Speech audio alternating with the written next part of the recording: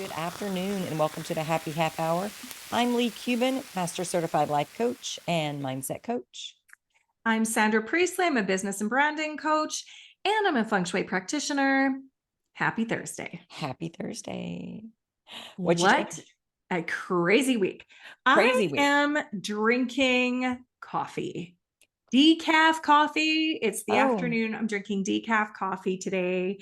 And yeah, I have not had a coffee all day today. So I decided and this you're is not like, even going for caffeine. I'm not. And also, I have this big sleep thing. Like I'm on the sleep app, right? I'm using the sleep app. So it tells me stop the caffeine at like 11:30. So now, I don't know, black coffee for me is like a treat. And decaf coffee seems like fool's gold. It's like, it's fake. It is. I'm not a lover of it, but it feels like a treat right now because I can't have caffeine. So tell me what you're drinking. I should have maybe put Kahlua in it. Kahlua would have been good. Mm-hmm. I'm having a salted caramel whiskey. Yeah. In my Wonder Woman in your cup. Wonder Woman cup.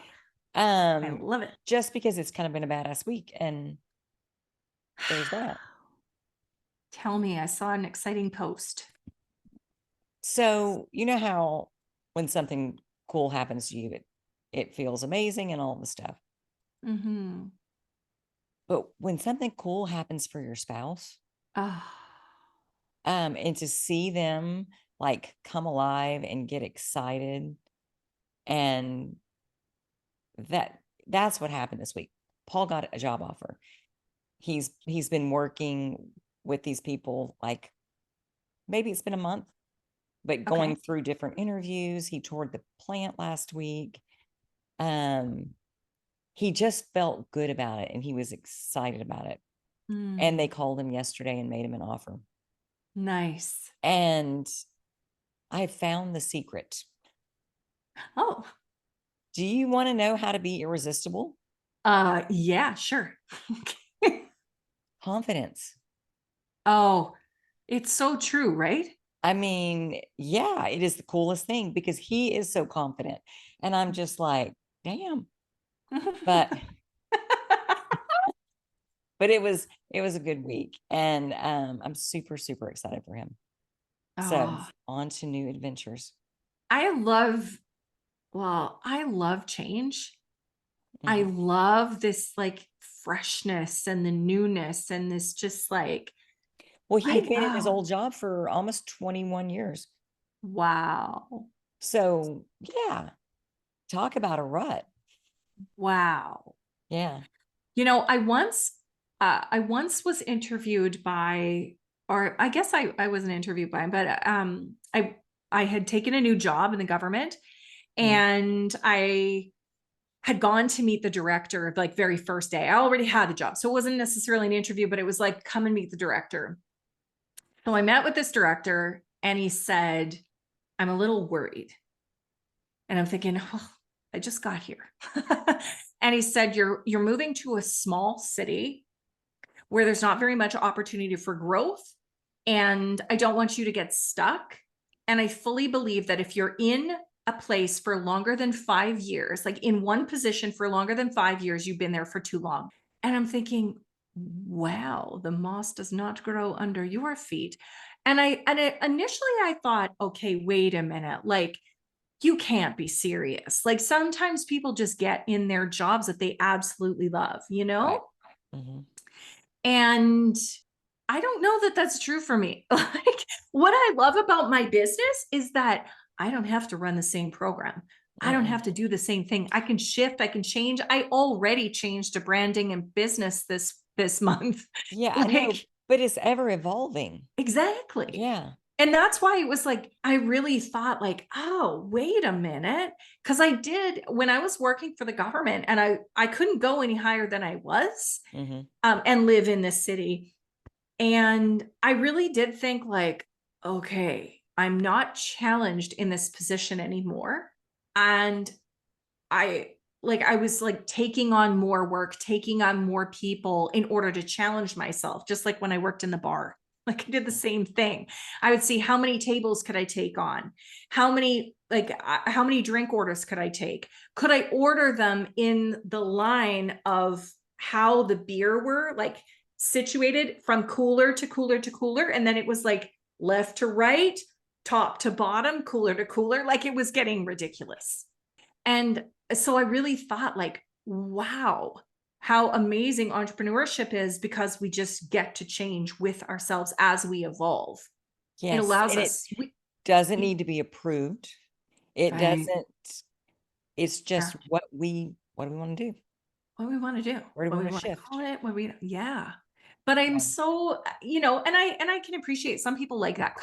Whoops. Some people like that comfort. Some people like, Uh-huh. just the security or the Mm-hmm. safety and the comfortability of doing the same thing over and over again Yeah. that they like, right? But it's not me. I need to evolve and shift, and I'm constantly trying to do something else, Yeah. you know? But Grow. I'm like, oh man, it's so amazing when, like you said, when you see it, right? Like Yeah. all of a sudden it's like, this is next level, Paul. Yeah. Yeah. So fun. Uh-huh. I So love it. exciting. And I'm so proud Yeah. because I watched him do it. And I watched him feel his way through it, because there wasn't any what if this and what if this. And it was just, he was very sure of everything. Mm-hmm. And I don't know if he was aware of really the way he was feeling about it, but it was clear to me the way that he was feeling about it. Love it. Mm-hmm. There is something so inherently amazing about confidence, though, right? Oh, Like yes. so if he just, it was like sometimes we're just like divinely led and we know, and we can step into the room with the confidence leading first. Yes. It's like they just don't become irresistible to the spouse. It's like to future employers, Uh-huh. to everything. Mm-hmm. Oh my gosh, So I can't wait to see where he goes from here. I can't wait to talk to him when he gets home. Yeah. Hear how everything went today with Oh the my news. gosh. I would be Okay. telling my husband to like call me from the bathroom because I want to Right. I want to know now. I can't wait. I Oh can't yeah. wait until 4 All o'clock. day. All Yeah. day. I've gotten one word answers from him when I Oh send him my a gosh. text. Oh my So I'm gosh. like, he is just messing with me. But I found this and I wanted to share it. Most humans are never fully present in the now because unconsciously they believe that the next moment must be more important than this one. But then you miss your whole life, which is never not now. Eckhart Tolle. But I read that and it's like, how much time have we wasted? And do we waste worried about shit that happened in the past that can't be fixed or changed, Yeah. or shit that's going to happen in the future, Mm-hmm. which hasn't even happened yet, by the way. Yeah. And we're not right here. And so true. And if you think about, and I mean, we're pretty aware. Mm-hmm. I did not say perfect, but because we were talking before this about how, but if you really think about it, how how often are we in the present moment, not the one that's happening to, if you read The Power of Now with Eckhart Tolle, you did, Mm-hmm. didn't you? Mm-hmm. Like he talks about now is right fucking now, Right now. not 2 seconds from now. It's right now, like Mm-hmm. right here, right now. There's no problems. There's peace in this moment right here now. Yes. Yes. And there is, I just got full chills because it is so true.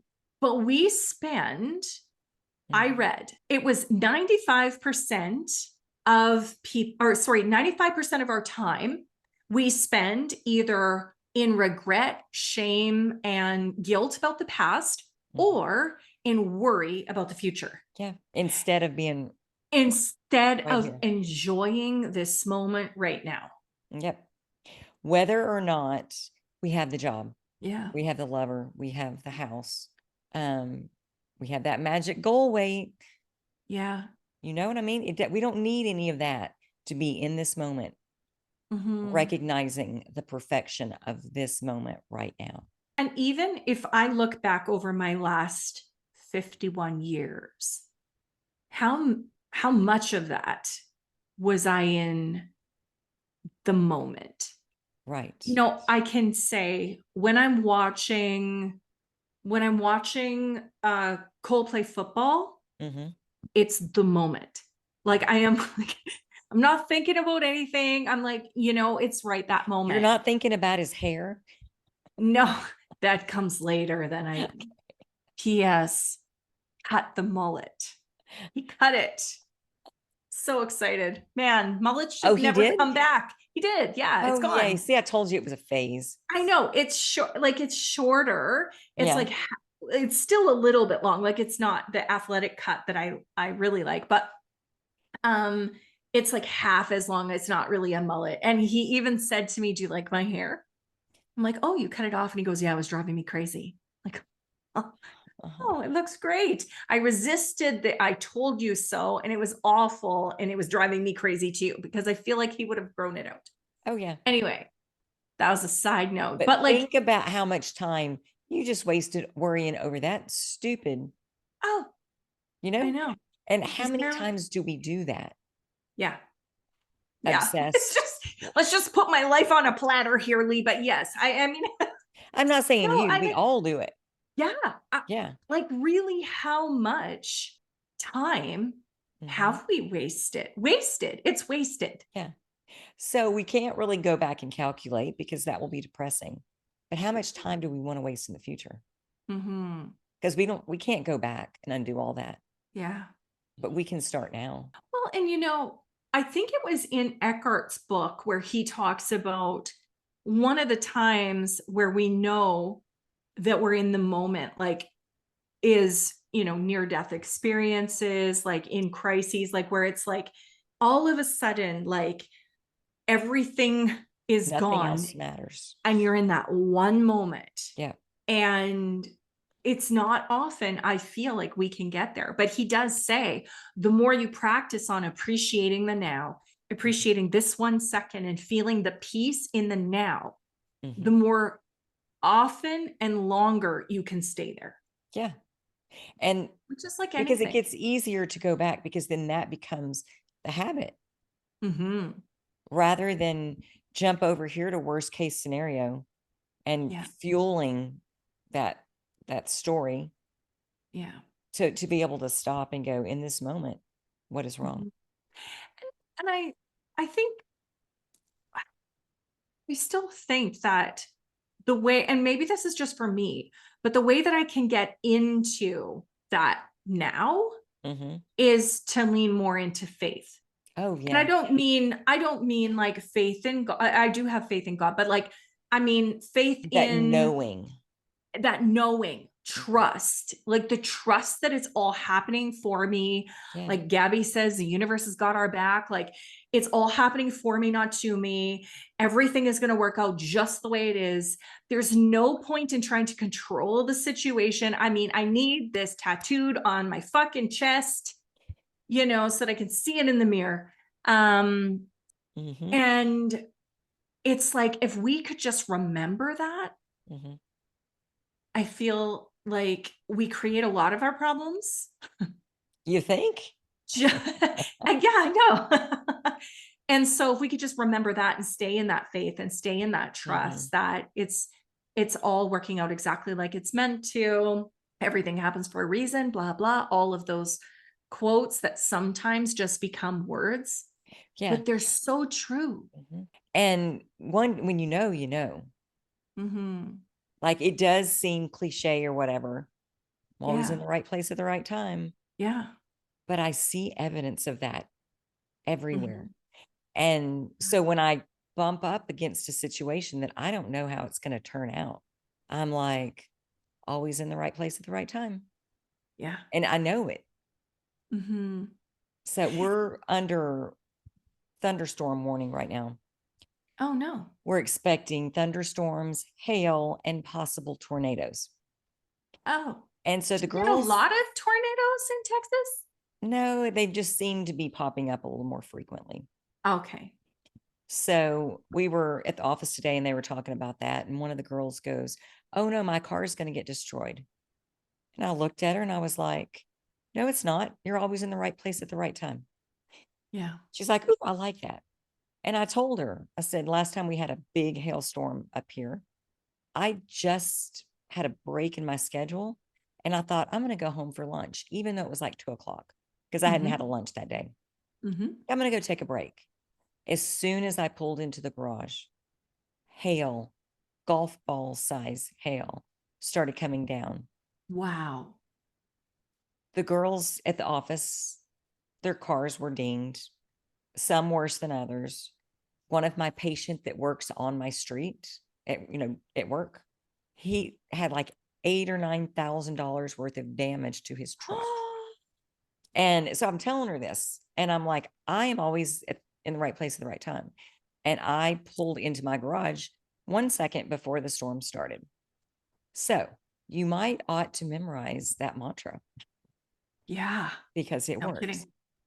No kidding. So, Well, and you know what was interesting is I don't know if I told you that my daughter um she got into a car accident. Did I tell you this?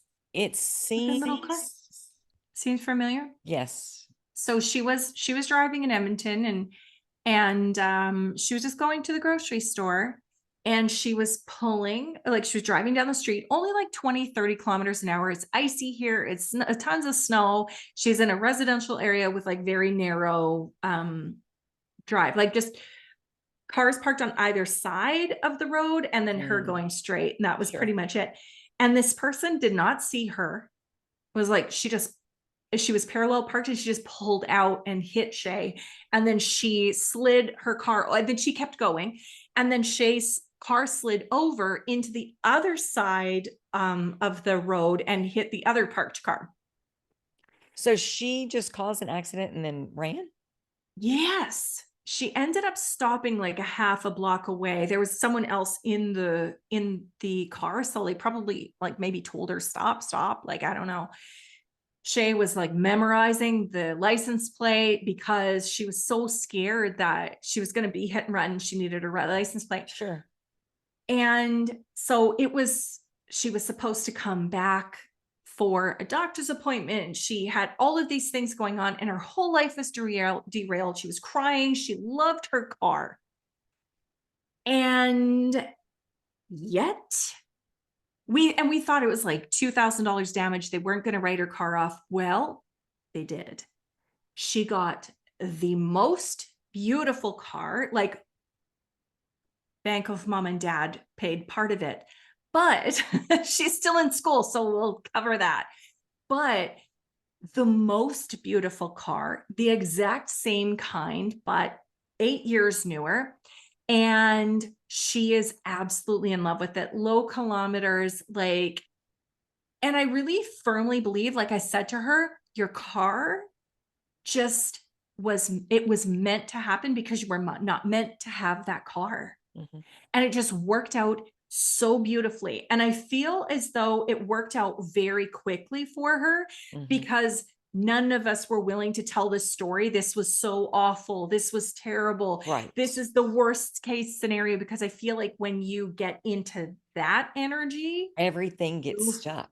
Feed it and it gets stuck or gets worse. Oh yeah. Well, you just keep recreating that situation. Yeah. But see, now she has her first, she probably has more than this, but big moment of, see, it wasn't really so bad. Look at how it all worked out. Exactly. So that when the next thing pops up, she can go back and go, well, wait a minute. Last time it happened like this. Right. Everything is always working out. I don't need to worry. Yep. And she'll start this habit a lot younger than we did. Well, I know she's only 18. See? Like, we talked about this on one of the podcasts before. Like, what, like, could you imagine if we knew, like, where would we be now if we knew what our kids know now? Right. Like, it's just amazing. And she's very much, I mean, she's very intuitive. She's very spiritual in that way. Like she lesser so than my son, I think, but she is very much like into signs. Like, and so when I could say, but what if this was meant to happen because something else was coming around the corner? Either way, bad or good. And this puts you on the path of good. Yeah. And so she sees it like worked out better than ever. She had come back after that. They said, yeah, two people said she could drive her car. She drove her car to like back home, this doctor's appointment. On her way back, everything was fine. I mean, she drove 700 kilometers. Everything was fine. Went to work the next day in this car that they said was fine, and or went to school the next day, and her car died. And she said, it's like my front two tires are not working. I swear the axle was cracked or something. But like, how? Okay, I'm not a mechanic. I don't know if that's possible, but I feel like it might have been. And it happened at the perfect place where she could pull over. Yeah. It was easy to get to her. She wasn't on the highway. Nothing dastardly happened, you know? She was able to take it, get it right to Edmonton, like the salvage place or whatever. And it just all worked out perfectly. Yeah. And it was that extra little bit to write off that car, right? Yeah. And she can see it in retrospect so much so. So, And yeah, that's what it's we need to be exciting. looking for going through the day, of evidence of how things are working out for us. Right. Because when we do that, that's what we see. Well, true. Like You if we're know? looking for evidence that it works.